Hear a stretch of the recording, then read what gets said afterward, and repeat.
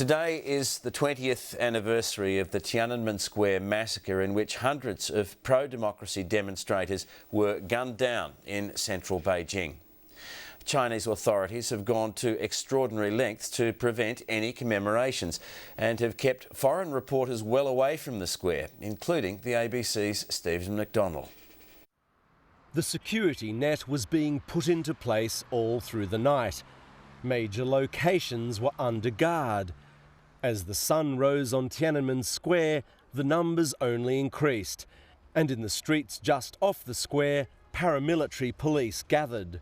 The authorities would be ready with overwhelming force if anyone even thought about a protest. The flag was raised like every other day here, and local tourists allowed onto the square to watch it, but not foreign journalists. No. We weren't allowed onto Tiananmen Square. When we filmed from the car, we were also stopped.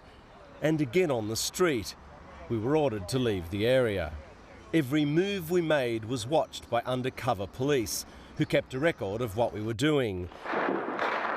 In 1989, the government ordered the army to shoot its own unarmed citizens. They said it was necessary to stop counter-revolutionary turmoil. These days, China's leaders just don't want to talk about this sensitive subject.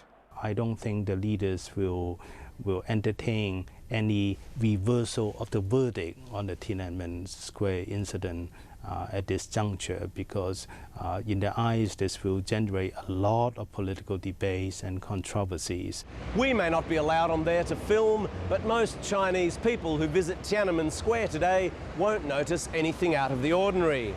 In China, it seems you can make history disappear, at least for the time being.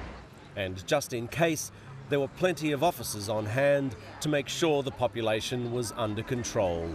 Stephen McDonnell, ABC News, Beijing. Former dissidents living in Australia remember only too well the horror of Tiananmen Square. They've spent today reliving the tragedy they survived 20 years ago. Matt Brown reports. It was real people's power in the so-called People's Republic, a real threat to an authoritarian regime. Every day and every night something new happened. Grant Lee was an academic at the time. Wearing his crowd marshal's t-shirt, he'd urged caution to avoid a backlash. But then fear was overwhelmed by the desire for freedom. Oh, very happy. The first time all my life, I shout out what I want to say publicly.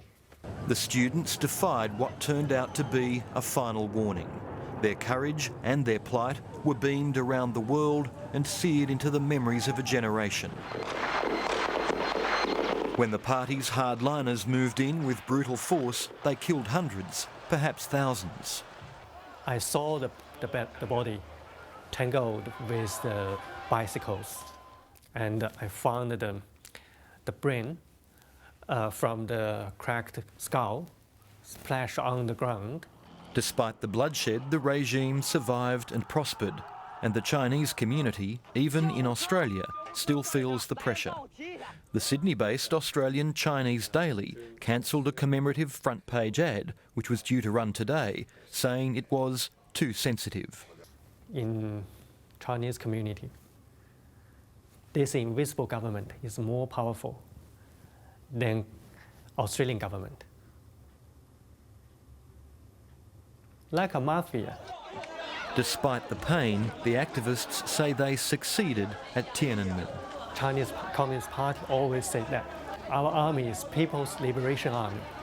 But that night, they killed their people with machine guns and armored vehicles and tanks.